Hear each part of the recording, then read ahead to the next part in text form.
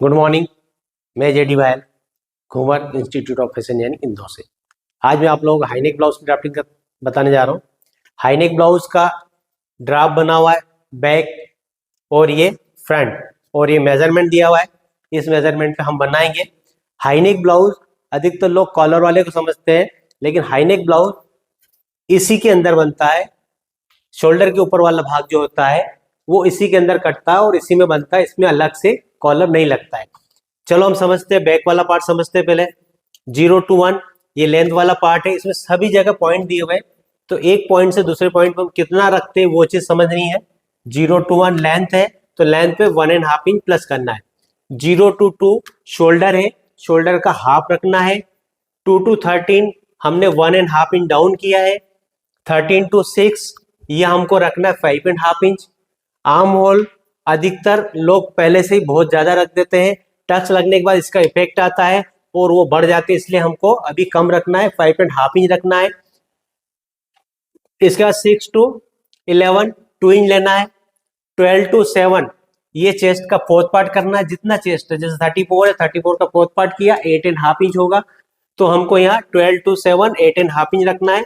1 to 9 waste वाला part है, इसमें वेस्ट का फोर्थ पार्ट रखना है। 29 वेस्ट है, 29 वेस्ट का फोर्थ पार्ट होगा 7.25, उसमें हमको 1 इंच प्लस करना है, तो 8.25 हो जाएगा।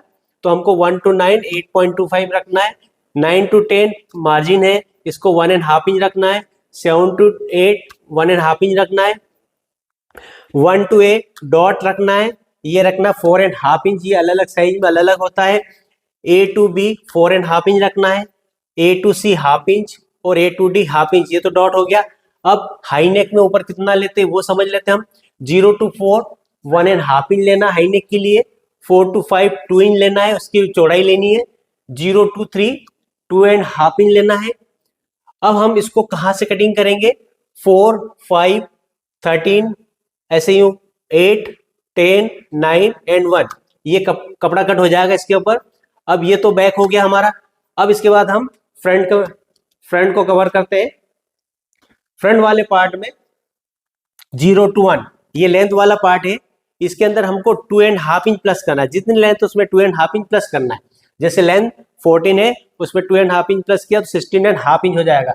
बैक के अंदर हमने 1.5 इंच प्लस किया था लेंथ में, और फ्रंट के अंदर 2.5 इंच प्लस करना है। ये 2.5 प्लस क्यों करना है? क्योंकि इसके अंदर टक्स लगते हैं, टक्स लगने के बाद इसकी सेटिंग चेंज हो जाती है, लेंथ कम हो जाती है, तो वो वहां पर कवर हो जाएगा, इसलिए हमने 2.5 इंच प्लस किया है।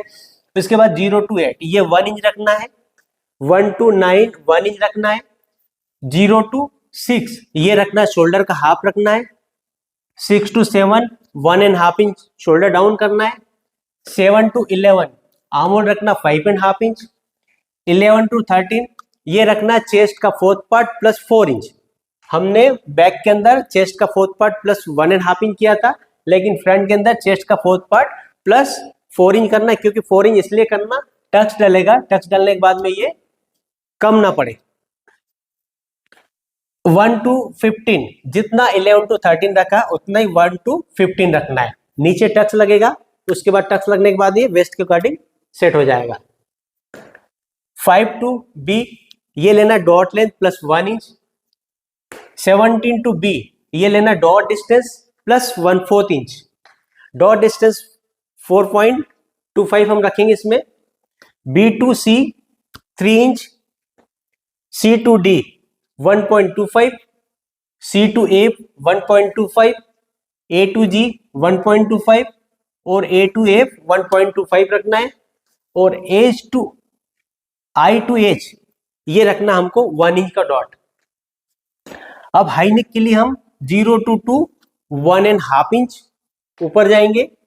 2 to 4 2 इंच रखेंगे, और 4 to 3 हाफ इंच फ्रंट नेक के लिए हम लेना है।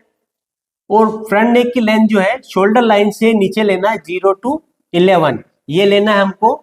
जितनी भी फ्रंट नेक लेना है आपको 7 इंच 6.5 इंच 7.5 इंच जो भी आपको रखना है, 0 to 11 रखना है। 11 to 12 1/4 इंच।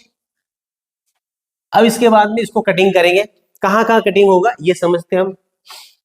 जैसे ऊपर से हम 3 ये पूरा शेप कट करेंगे नेक का। 12, 17 और 10। इसके अंदर 9 to 10 हाफ इंच लेना है और 15 to 16 हाफ इंच रखना है। जब कट करेंगे हम तो इसको 3, 12, 17, 10, F, A, G, 16, 13, H, I, 7, 4 and 3 ये कटिंग हो जाएगा। उसके बाद सेकेंड ज्वाइंट इसका डॉट को कट करना है, I, B, E and F। उसके बाद थर्ड वाला part H, B, D and G, ये पूरा फ्रंट का ड्रॉप कट जाएगा। इसके बाद में हम इसको कपड़े पे कटिंग करेंगे। तो इस वीडियो में मैं आपको सिर्फ इतना ही बताऊंगा। अगले वीडियो में हम कपड़े पे कटिंग करना और उसके बाद में इसको स्टिचिंग करना। ये पूरा वीडियो मेरा देखने के बाद में कटिंग और स्टिचिंग भी देखना, क्योंकि उसके अंदर एक ऐसी सेटिंग होती है जिसके अंदर इसकी बहुत सारी प्रॉब्लम जो होती है वो दूर हो जाती है। पूरा वीडियो देखने के लिए बहुत बहुत धन्यवाद। और आप लोगों से निवेदन है कि मेरा ये वीडियो अगर आप लोगों को अच्छा लगा हो तो उसको लाइक, शेयर और सब्सक्राइब जरूर करें, ताकि मैं अगला वीडियो और बनाऊं। और क्या क्या आपको समझना है आप मुझे बताइए, ताकि मैं आप लोगों की हेल्प कर सकूं। Thank you.